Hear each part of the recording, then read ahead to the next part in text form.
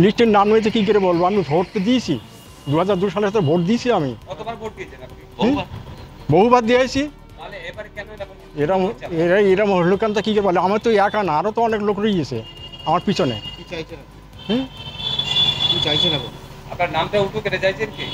আমার নামটা আবুল হোসেন গাজী। হ্যাঁ হ্যাঁ, অবশ্যই জানাবো, অবশ্যই জানাবো। না, আজ পর্যন্ত কোথাও হয়নি, আজকে এইবার তো দেখছি এইবার হলো। আমি সাংগঠনিক পঞ্চায়েতে। 2002 সালে আপনাদের বোঝাতে পারছি না, 2002 সালের যে লিস্ট প্রকাশ করেছে, 2002 সালে যাদের নাম আছে তাদের আর কোনো কাগজ লাগবে না, তারা শুধু আধার কার্ড বা আই কার্ড দিলেই হয়ে যাবে তাদের। তা 2002 সালেই তো যে লিস্ট প্রকাশ করেছে সেখানেই তো আপনার কিনা একটা বুথে 34 জনের নাম আউট করে দিয়েছে, এবং আমাদের কাছে ছিল তাই 2002 সালের লিস্ট আমাদের কাছে ছিল, আমরা সেটা বার করেছি, এবং সেই লিস্ট বার করে দেখা যাচ্ছে একটা বুথে 34 জনের নাম আউট। এবং আমরা বলছি, দাবি করছি যে প্রত্যেকটা বিডিও অফিসে এবং এসডি অফিসে 2002 সালের এই মাদার কপি আছে, এবং সেই কপি প্রকাশ করুক, এবং নির্বাচন কমিশন যে তালিকা অনলাইনে প্রকাশ করেছে সেই তালিকার মধ্যে সেই তালিকা মিলিয়ে নিলে লক্ষ লক্ষ মানুষের নাম বাদ গেছে, এবং ইচ্ছাকৃতভাবে লক্ষ লক্ষ মানুষকে আজকে এই ইলেকশন থেকে নাম বাদ দেওয়ার চক্রান্তটা নির্বাচন কমিশনের চক্রান্ত করে ইচ্ছাকৃতভাবে অরিজিনাল ভারতবাসীদেরকে হ্যারেস করার জন্য আজকে নির্বাচন কমিশন এই করেছেন, যার জন্য আমাদের নেতা রাহুল গান্ধী প্রমাণ করেছে যে গত লোকসভা নির্বাচনে ভোট চুরি হয়েছে, এবং আমরা প্রমাণ করে দিলাম যে নির্বাচন কমিশন 2002 সালের যে লিস্ট প্রকাশ করেছে সেটা চুরি করেছে, একটা বুথেই 34 জনের নাম চুরি করেছে, বাদ দিয়েছে। তার একটা প্রমাণ, এই একটা লোকের নাম বাদ গেছে, যার 2 সালে নাম আছে, এখানে নাম আছে, কিন্তু নির্বাচন কমিশন যে লিস্ট প্রকাশ করেছে তাতে নাম নেই। আন্দোলন এবং লড়াই বৃহত্তম চলবে, যেমন কেন্দ্রীয় সরকারের বিরুদ্ধে এবং রাজ্য সরকারের বিরুদ্ধে।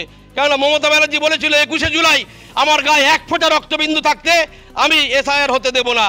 আজকে দেখলাম অমিত শাহর সঙ্গে বৈঠক করার পর মমতা ব্যানার্জি নিশ্চুপ হয়ে গেছে।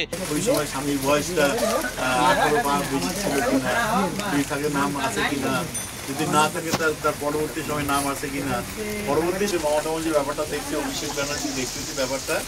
হ্যাঁ, কারণ 140টা লোক দিয়ে তো একটা বুথ হয় না, তো সুতরাং ওরা কোনো ভুল করছে, নাহলে ইচ্ছাকৃতভাবে ইলেকশন কমিশনের লোক বিজেপির কথা বলিয়ে এই গন্ডগোল। নাম নাই আমাদের বাড়িতে, কেউ খেতে পারে না চিনতে, কেউ কয় আমার যে নাম কোথায় গেল।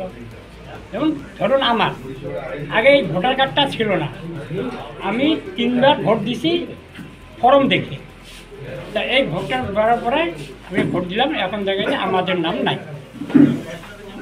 তাহলে এই বিষয়টা এখন কি হবে? তাহলে বিজেপি তো বলতেছে যে তোমার কেন নাম নেই। ঠিক আছে, নাম নেই যখন টাকার আমার ব্যবস্থা করতে হবে। আপনি কি 2002 ভোটার? তার আগে থেকে দিয়েছি, 2000 ভোটার তো এখানে পরে হলো, তার আগেই হ্যাঁ, তার আগেই 3বার ভোট দিয়েছি এই কার্ডটা ছাড়া। লোকসভা, এই যে গত লোকসভা ভোটে ভোট দিয়েছিলেন? হ্যাঁ, ভোট দিয়েছি। 2021 সালে দিয়েছেন? হ্যাঁ হ্যাঁ, ভোট দিয়েছি।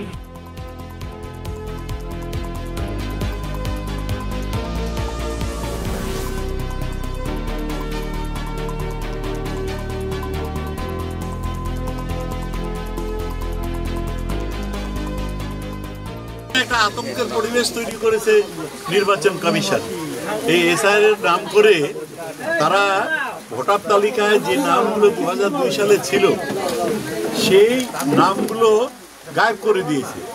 এখানে 717টা নাম রয়েছে এই 2002 সালের ভোটার তালিকায়। তখন নাটাবাড়ি বিধানসভা কেন্দ্র ছিল। আমি 1996 সাল, 2001 সাল, 2006 সালে এই কেন্দ্রে ভোটে দাঁড়িয়েছিলাম। 2011 সালের ডিলিমিটেশনের পরে এই অঞ্চলটা আমার বাদ দিয়েছে। এখন এটা উত্তর বিধানসভা কেন্দ্রের মধ্যে, সেখানে মাত্র 140 জনের নাম রয়েছে নির্বাচন কমিশনের যে ওয়েবসাইট রয়েছে, যে আপলোড করেছে সেখানে। তাহলে বাকি যে 600 সাড়ে 400 লোক কোথায় যাবে? আর একটা জিনিস তো সহজেই বোঝা যায় যে একটা যে কোনো বুথে 700-র নিচে তো ভোট থাকে না, 650, 700, 800, 850, 900। তো 140 জন ভোটার দিয়ে কি একটা বুথ হয়? আশেপাশে বুথগুলো 700, 750, 800 ভোটে ছিল তখন। এটাও 740 জনের নাম ছিল ভোটার তালিকায়। এই যে 140 জন যে বাকি ভোটটা গেল কোথায়? ইলেকশন কমিশনকেই এটা সমাধান করতে হবে। ইলেকশন কমিশনকে এটা খুঁজে বের করতে হবে যে কার গাফিলতিতে এই যে এই ঘটনাটা ঘটলো। এই যে একটা গ্রাম মানুষ রাত্রেবেলা ঘুমাতে পারছে না, একটা গ্রাম মানুষ চিন্তায় আতঙ্কের মধ্যে রয়েছে, তারা নানাভাবে চিন্তায় রয়েছে। সুতরাং আমাদের দাবি যে অবিলম্বে এই যে সমস্যাটা তৈরি হয়েছে, প্রায় 600-650 লোকের নাম নাই এখানে 2 নম্বর পার্ট। এখন বর্তমানে এটা উত্তর বিধানসভা কেন্দ্র 303 নম্বর বুথ। সুতরাং এটা সমস্যার সমাধান করে এই মানুষগুলোকে নিশ্চিন্ত করতে হবে। এখন একটা বাংলার জাতীয় বিপর্যয়, সারা বাংলার মানুষের মধ্যে একটাই প্রশ্ন, নাগরিকত্ব থাকবে কিনা, ভোটার লিস্টে নাম থাকবে কিনা। এই আতঙ্কে সারা বাংলার মানুষ তথা সারা ভারতবর্ষের মানুষ কাঁপছে।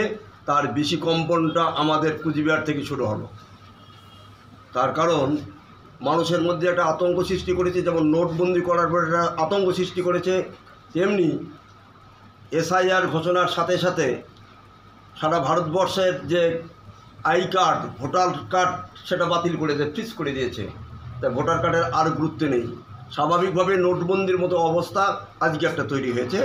তার যেহেতু বিজেপি দলের কিছু ভোমরা চোমরা নেতা তারা আগেই বলেছে এত লক্ষ ভোট বাতিল হবে, তারা সেটা হিসাব করে পরিকল্পনা করে তা শুরু করেছেন। দেখুন, আমার মনে হয় আপনারা নির্বাচন কমিশনের এই SIR এক্সারসাইজকে নিয়ে মানুষের মধ্যে অযথা ভয়ের সৃষ্টি করছে। এত আলোচনা করারই দরকার নেই। যদি কোথাও ভুল হয়ে থাকে নির্বাচন কমিশনকে জানালে পরে নির্বাচন কমিশন ঠিক করে দেবে। আপনার তো ড্রাফট লিস্ট বেরোবে, ড্রাফট লিস্টের সময় আপনার সব অপশান আছে যে সেই আপনি উপযুক্ত ফর্ম ফিল আপ করে আপনি আপনার তথ্য দিয়ে দেবেন।